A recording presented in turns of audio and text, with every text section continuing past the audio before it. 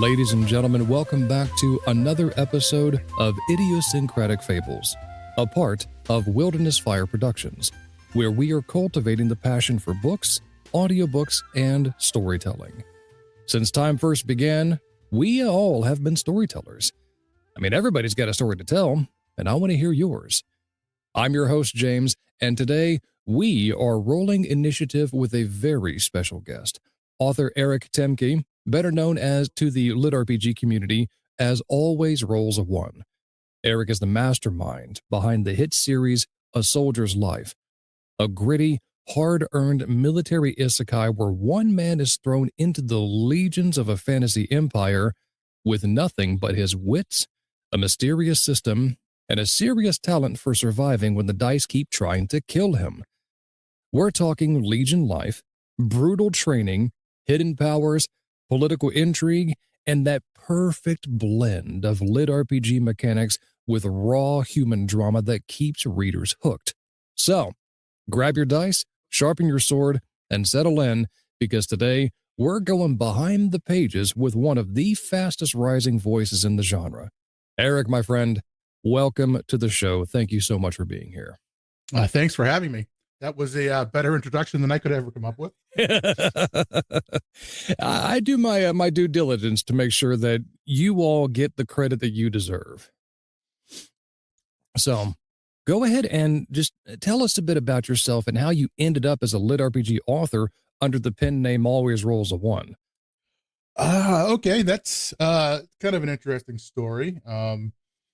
Back in the day when Twitch first became popular, there was a few people on there that were actually doing live streamed games of D&D, and I was just a commenter. I wasn't a participant, and so my handle on there was Always Rolls a One, and that's where it originated from. And I kind of carried that over to some DMing on Roll20.net, and then from there, when I did post to Royal Road, I think it's probably about 3 years ago now.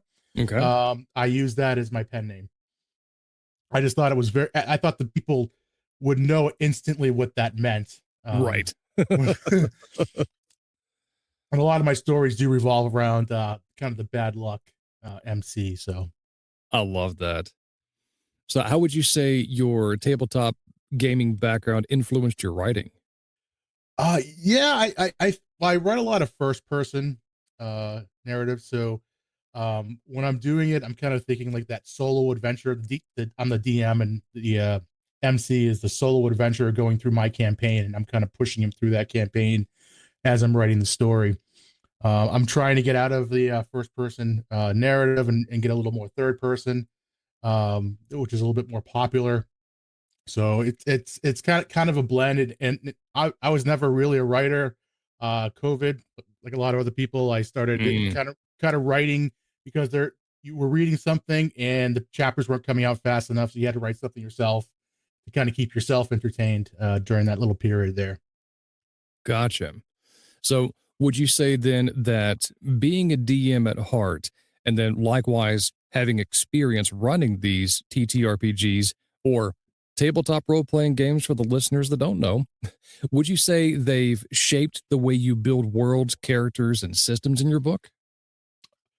Yeah, I mean, I was the DM that was, making all the backstories and the maps and all that fun stuff well beyond where the players were actually going to interact. So it was building the worlds was part of the fun part of being the DM. That's what we're talking way back in high school. Yeah.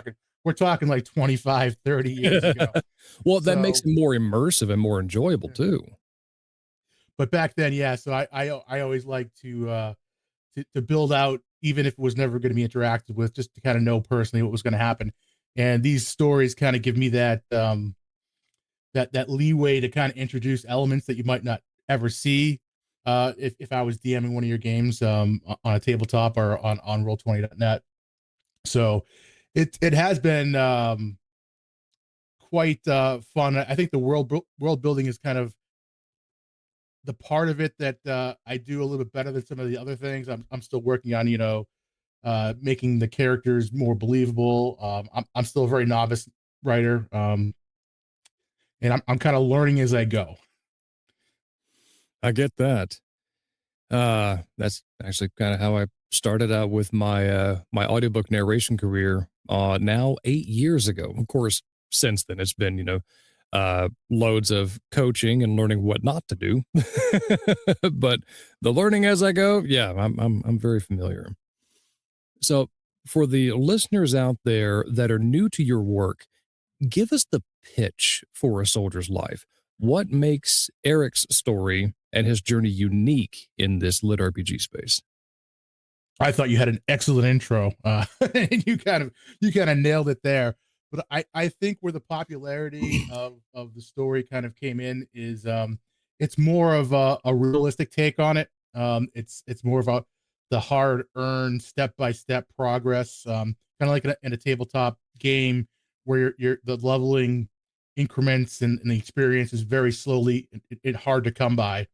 A lot of the lit RPGs out there now, the MC is powerful by book 3 or 4, or book sometimes by the end of book 1. Right. And this one is kind of like the readers sometimes get a little frustrated with how slow his progress is, but then when he does make that progress, it's all that more gratifying.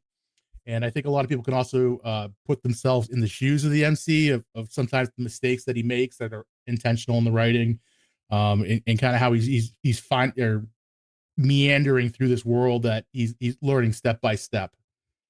Okay. The series itself has light lit RPG elements with a focus on character growth, harsh realism, and even slice of life moments amid brutal Legion life. How did you approach balancing those mechanics with the story and emotional depth? That's a very intricate question. Um, if so I think what the readers need to understand is this is actually my 15th story that I've written. Okay. Yeah, so it's a progress in it as me as an author. As I mean, I've have all those stories are up on Royal Road. You can see how rough those were. This bringing the character elements in is really uh, making the character relatable, and having that emotional tie has really come through in the writing as I've gone through 15 stories. And a lot of the mistakes I made in those early stories was it was too numbers heavy, too crunchy. So the more crunchy something was, the further along in a book or series, it got too unwieldy. Gotcha. So with the soldier's life, I try to water that down and kind of make it so that it's more in the background. And my other story, other published novel, World Sphere, is kind of the same way. I try to push the crunchy lit RPG elements kind of to the background, but they're always there. And when the readers do get those updates, they can dig in and delve into the numbers a little bit more. I gotcha. For those that don't know, what do you mean by the word crunchy? So crunchy is for the mathaholics. They want to see the growth in numbers, and that's one of the big appeals of lit RPG is the quantitative growth that readers can see as the characters go along. I So gotcha. a crunchy book has a lot of tables, a lot of charts, a lot of blue screens. So the progress is noted each and every single chapter, or every single game that the character makes. Another book that I have that'll be published next year called Town Builder is extremely crunchy with numbers, and it gets very very unwieldy for the authors. And a lot of authors you probably talk to have probably mentioned the same thing. It's kind of tracking everything and making the Right. growth sustainable, because as soon as you make that one exponential growth, all of a sudden you're trying to find enemies that are that the caliber is difficult for the MC to overcome. I gotcha. I gotcha. And so if crunchy is very math focused and stat focused, what would be the opposite of that? Like, is there a term for that as well? That would probably be straight fantasy. Straight fantasy? Okay. Yeah, because I think Gotcha. lit RPG is basically is the crunchiness, and how much crunchiness you have is how in depth the lit RPG elements play. Gotcha. And I don't know why this is coming to mind, but it's all my brain just went to, oh, it's like the difference between creamy and crunchy peanut butter. Got it. That works too. Oh, I'm a goober that way. Uh, anyway, let's bring it back to Eric and A Soldier's Life. Before I start talking more about food, Eric gets railroaded into the Legion with nothing and has to survive while hiding and or developing his abilities. What inspired that setup, and how did you handle the not overpowered protagonist who still feels like he's earning every win? So interesting story. A Soldier's Life was actually sitting on Royal Road with 7 chapters written for about a year, just completely untouched. And the concept was basically kind of that uh, DMGM, however you want to say it, mentality of overseeing a solo campaign of what would happen if someone got thrown into a world where they basically were thrown in the military and had to develop that way. A lot of the books Undying Mercenaries and things like that I kind of drew from for that kind of concept, but it kind of sat there for a year. It was very, very crunchy in those first 7 chapters. And I was writing 4 of the stories at the time, and I was running through kind of mental roadblocks, and I came back to that story. I rewrote the first 7 chapters, and I got a few new readers come in, and all of a sudden it just blew up. And from there, it was kind of taking the feedback from the readers that were on Royal Road and kind of mediating his growth that way, because kind of what they wanted to see and kind of how they felt about it. I mean, the first 15 chapters of Soldier's Life, and this is kind of advice to all authors out there, don't be afraid to rewrite. They've been through so many rewrites, those first 15 chapters, and kind of getting into an environment where the MC is doing that slow, gradual development and interaction with important characters. Gotcha. The series itself, it explores politics, military life, magic discovery, and personal secrets in the Telhian Empire and beyond, such as, Sobral City, the Shimmering Labyrinth, etc. Without major spoilers, what are some of the biggest challenges or arcs you're most proud of? So as a writer, I don't think I have a lot of pride. I mean, I'm not being humble or anything, but I see. I think I fall short a lot of times, and I'm always going back, and I'm like, I have these grandiose ideas of how the story is going to play out, but then when you're writing it, you're like, you get like 6 or 7 chapters through, and you're like, oh, I missed this point, missed that point. Um, Political intrigue in A Soldier's Life, since it's a first person point of view, is only really seen when I do the alternate POVs. So when you get into the POVs of other characters that where it goes to third person, and actually, this is probably a big secret that I shouldn't say here, but I will. It's a big reveal. All of those POVs are voted on my Patreon. So I give Ah, them a list of 5 or 6 possible POVs, and they all play in the background in terms of plot and politics and all those things. And whatever they select, I am kind of not forced to kind of bring into the forefront, but based on their kind of preferences as readers or what they want to see in the background, um, they pick a scenario a side character, and that character's background obviously gets expanded in that POV, and all of a sudden that part of it is brought in more. that's really cool. So, little quick caveat here. Listeners, if you're not already on Eric's Patreon, you might want to jump on that now because you just heard firsthand right here that if you want a little persuasive influence in his books, sign up for his Patreon. Dude, that's awesome. I like that. Now, when it comes to writing itself, you write quite quickly and have multiple books out in a relatively short time. Go ahead and walk us through that process. Like, what's your daily, weekly routine, and how do you stay prolific while maintaining quality? I'm not as prolific as some of the others out there. I'm only doing about 15,000 words a week, which means I'm doing about 1 book every 3 to 4 months. which I don't think is really that fast comparative to some others.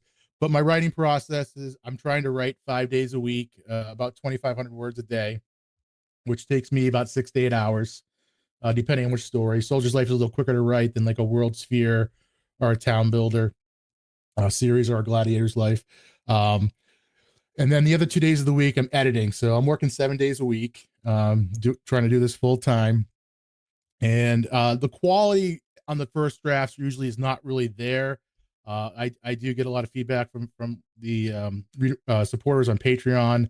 They help me with corrections and plot things that I missed to fill in. So when it does get to the book format, I do have to thank them a lot for the work that they do and being so diligent and making sure that the characters that they love are doing what they want them to do. Sure. And not forgetting what's in Eric's space and what other side characters are involved in which part of the arcs. So that's kind of my process. So 5 days a week of writing and 2 days a week of editing. Gotcha. Gotcha. Yeah, I think because I'm tiptoeing into the waters of being a writer as well. I'm lucky if I can get 700 words a week right now. So my hat's off to you, Eric. That's awesome. Yeah, For my advice for you there is just write 2,000 words no matter what comes out, and then go back and edit it. Understood. Even if it's just like gibberish and slop. Exactly. You should see some of the gibberish I've written. So. Fair enough. Fair enough. For most, if not all, LitRPG authors, they often get feedback on their stats, blue boxes, and progression pacing. What would you say you've learned from reader feedback, and how has your approach evolved due to that feedback, specifically with A Soldier's Life? Yeah, so I mentioned, this is probably the 15th or 16th story that I've written, and the crunchiness was very heavy in the first 14 stories that I wrote because I wanted to be part of the lit RPG genre and have that D&D stat tracking that went along. But my systems were always super complicated. Even A Soldier's Life is super complicated. If you look at it, there are, how many physical stats do we have here? Geez, give me 1 second. So there are 2, 4, 6. There's 7 physical stats, 7 mental stats, and 5 magical stats. I mean, that's a lot for a tabletop role-playing game. Oh, yeah. And what it allowed me to do is to keep his growth controlled, because there's so many stats that it takes, an essence to raise it up even just a little bit. So it gave me that slow growth control. And what I've done is I've only revealed the stats usually once or twice a book. So you're not going to see those tables and charts, 10 times in a book.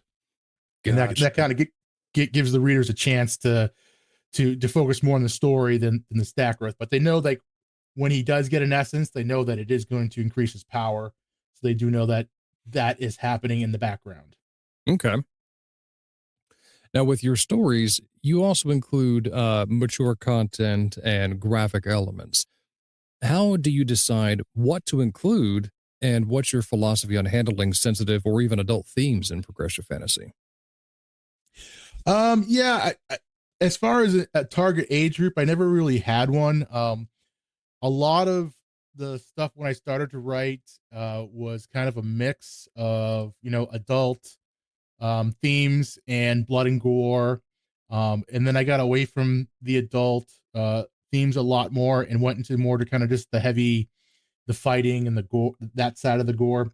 And the readers tend to like that, because I'm not a romantasy author by any stretch of the imagination.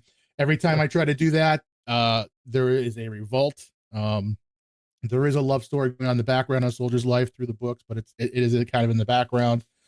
But romantasy is not my shtick, so I try to keep away from it as much as I can. Sure. And it's always going to be a fade to black, but the blood and gore is kind of what people want to hear. I try to keep it as realistic as possible. When the blood dries, it's all gooey and tacky, and then flakes when it gets to a certain point. So, and I think some people can relate to that because maybe they kind of realize, oh, that's what I think should happen. Where a lot of other authors might just be, oh, he got bloody, and that's all they say. Yeah. Yeah, you actually answered an improv question I had is like, so moving away from the adult stuff, is it now more Fade to Black? And you just mentioned that. So that's awesome. You also have the World Sphere series. How would you say that one differs in tone, mechanics, or theme from A Soldier's Life? So a soldier's life is kind of the MC earning everything he gets. A world sphere is the OP MC from kind of like day one. I Um, gotcha. so he basically has all the abilities. He gets basically he goes into a reincarnation room, and the guy skips out on him, so he gets to choose all of his abilities in his reincarnation. And he picks some weird ones when you look at it when you first start. But then as the books develop, by book 3, you're like, oh my god, he chose like the perfect set, obviously, because we're writing about this character. So the character in that book is named Storm. And World Sphere is a great fantasy setting in terms of world building, because I don't know, a lot of readers know what a Dyson sphere is, but it's basically a sphere that is the size of the orbit of the sun, and inside that sphere is a pretty much infinite landmass. So that's the environment that he's working in terms of Oh, a magical world. So it's just intensely vast. So and his growth is pretty fast. By book four, he's pretty OP in his region of the sphere. So the OPMC versus earned growth, I guess, is the biggest difference between those two series. okay.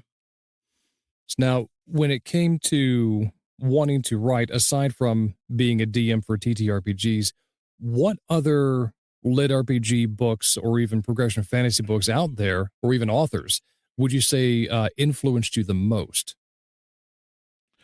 I was a big reader first on web novel, so kind of the mix of the Chinese and Japanese kind of manga that was on there for progression. Then I found Royal Road, um, and I fell in love with those. And during the pandemic, obviously we ran out of chapters because everyone had plenty of time to read, and that's when I started writing.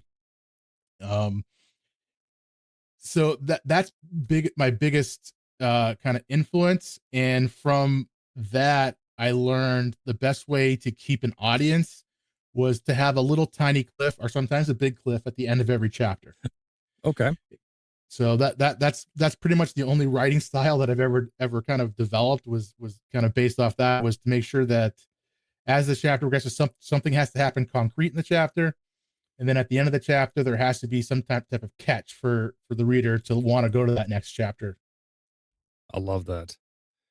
Now, you're also very active on Patreon, like you've mentioned, and Royal Road has come up several times, as well as Scribble Hub. And you even attend events like LitRPG Con, which, quick plug to that, coming up in Denver this year, 2026. Woohoo! What's the reader community like for your work? And how important has direct fan interaction been to your journey as an indie author? Uh, it's why I'm still writing. Really, the fans have kind of not only that they made it a feasible career path for me, but also there's a lot of positive feedback on Patreon, a lot of constructive feedback. Royal Road is kind of a mix. Any authors that go there, you got to understand there's going to be a mix, positive and negative. Sure. But it's as far as interacting with them, if you're on my Patreon and you pose a question to me, 95% of the time I will respond to that question and try to answer it for you. Awesome. Because people, if people don't know how the Patreon works, every time you post a comment on Patreon, it goes to the our email, so we see what that question is. I can see it in the email, click view comment, and reply to it right away. And they do have a heavy influence. Like I said, they do choose the POVs for my books, and that does direct the story, well, the background of the story direction. The MC's path is kind of laid out already, but they do kind of have a heavy influence on the background. Okay. Now, are you going to Lit RPG Con this year? I am actually one of the sponsors at LitRPG Con this year. I'm sponsoring the Sweet. author signing room. So I've invited all the panelists and guests to put up posters and decorate that room. So I will be there. You'll see some posters for Soldier's Life around the halls. As a sponsor, I get some of those.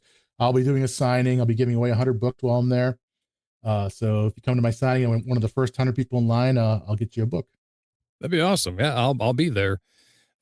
Which, funnily enough, the first day of the con, the 10th, just so happens to be mine and my wife's anniversary. So both of us will be in attendance this for that weekend. So now I'm curious, what's next for you? Like, do you have any teases for upcoming books, new series, or big plans for us?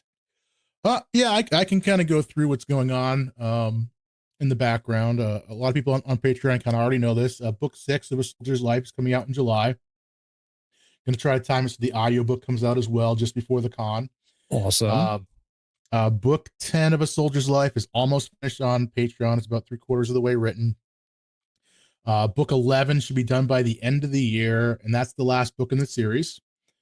There will be a time skip and then a new series titled A Mage's Life. I know a lot of originality there. We'll start up with the same MC on a new series. Other series that I have, World Sphere Book 3 is coming out in December. A Gladiator's Life, which is in the same world as A Soldier's Life, should be coming out early next year. That book's half written. It follows a different MC. It's about 40 years before the MC of A Soldier's Life got to the world of Desia. And then Town Builder, which has 2 books written. Book 1 of that should come out probably about in January, just as an ebook. So those are kind of the big projects that I'm working on. There's some smaller stuff too that's going on, but as a one-man show, kind of editing and writing all by myself. Yeah. There's only so much one person can do, but I did manage to build up a backlog, and I do have, like I said, 15 other stories that I've written partially before Soldier's Life that I can always go back to and develop into books as well. Sweet. All right. Final question for you before we get into the rapid fire questions, if you will.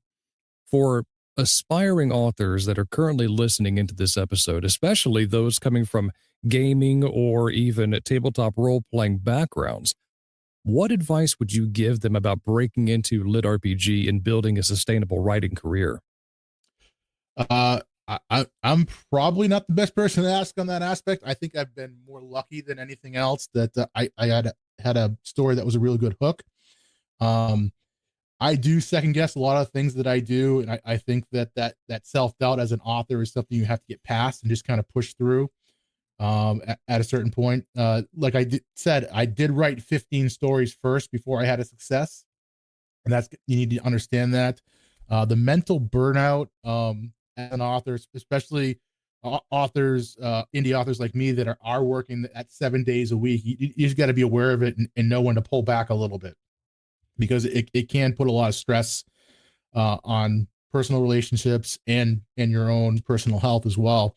So advice wise is write as many words as you can and then go back and edit. Royal Road is a good starter if you can get a few readers to get some feedback for your editing process. Like I said, A Soldier's Life, first 15 chapters, re-edited a lot before it kind of fell into something that was really palatable for a larger audience. Gotcha. And if you want to feel good about yourself, go to Royal Road, read some of my old stories, and see how bad they were, and that will tell you where you can get to, and be like, oh, this is what we wrote back then. Wow, I can write better than that, and that will make you feel real good about yourself. Actually reminds me of a video I came across on YouTube about an author who said something very similar, that they wrote, or they started out writing, with similar aspirations in mind, but it wasn't until their 14th book that they started to gain traction and figure out their writing process, their flow, and also that started to gain noticeability as well. So it was very reassuring to hear that from that author, and also to hear a similar telling from you as well, Eric. All right. Let's change gears a little bit and bring us some fun questions. What would you say is the funniest or most disastrous roll to one moment you've ever had, either in real life gaming or while writing?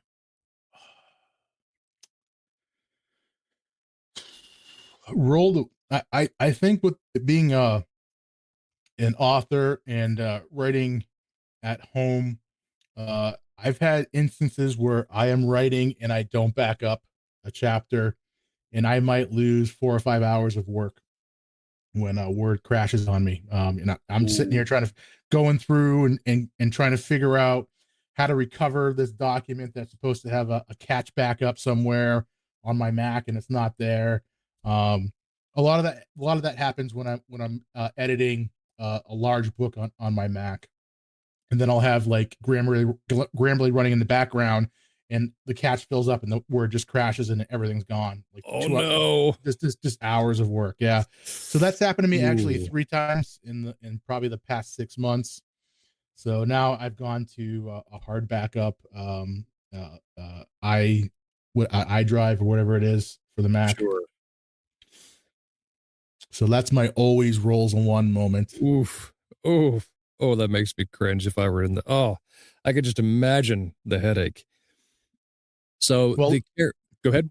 yeah, well, at least I just wrote it over the last few hours, so you can at least regurgitate, Yeah. what you wrote, but it's not as perfect as it was the first time you wrote it, right? Right, right. Oh man. So your character, Eric, from the Soldier series, if he were dropped into a modern day setting, how badly do you think he'd do? Can you elaborate? Because he is from Earth, so Okay. Let's say so aside from the fantasy mechanics, you know what? Let's make him an accountant tailored to Wall Street. How badly do you think he'd do? in Wall Street or in the fantasy world. I'm Like if you were to take the character Eric, remove him from the fantasy world Yep. and put him in, modern day downtown Wall Street right now. Oh, I don't think he'd do very well at all. I think if he doesn't have somebody on his back to force him, especially like in that early part of the series, he needed that whip behind him to kind of push him. Although I mean, it was all about survival for him. His chosen path. Maybe he regretted it a lot in those early chapters. Mhm. But if you're asking him to be kind of self motivated, I don't think that would be there. Fair enough. All right. Now the rapid fire questions. Ready? What is your What? favorite class or race to play as a DM? Goliath. Okay. Favorite magic system you've created? World Sphere. And last but not least, favorite tabletop role playing game you've ever played? Traveler. Traveler. I'm not familiar with that one. What is that one? It is a sci-fi. They're actually doing a Kickstarter to bring it into 5e. So Oh, okay. I'm gonna have to check that one out. Thank you for that. Because the only sci-fi ones I'm aware of are Starfinder and then Shadowrun and then Rifts, which I've played all of those and they're fantastic. Oh, good golly. What an incredible deep dive into the legions, the system, and the grind of a soldier's life. Eric, thank you so much for being a part of the show today. I really, really appreciate your time, sir. no, thank you. This is great. I mean, just your insights into world building, military life, and lit RPG, and staying prolific, dude, pure gold. For everyone listening, please go check out A Soldier's Life right now. I'll even be okay if you pause the episode and the World Sphere series as well. They're available on Amazon, Royal Road, and Patreon, where you can get early chapters and support Eric directly. But to each and every one of you, dear listener, thank you so much for tuning in. I appreciate each and every one of you. If you enjoyed this episode, I ask that you please rate it, review it, subscribe to the channel wherever you're getting the podcast, because it would help me reach more storytellers. Excuse me. Because it would help me reach more storytellers just like you. Drop me a line on social media or even email me directly about who you would love to hear next. or even better, if you would like to be a guest on the show. Also, I host a Discord server where I showcase my behind-the-scenes work of audiobook narration. So just click on the link in the show notes, and that link will take you directly to my server, and I would love for you to be a part of that community. And as always, dear listener, everybody has a story to tell, and I want to hear yours. So until I talk to you next time, peace be with you.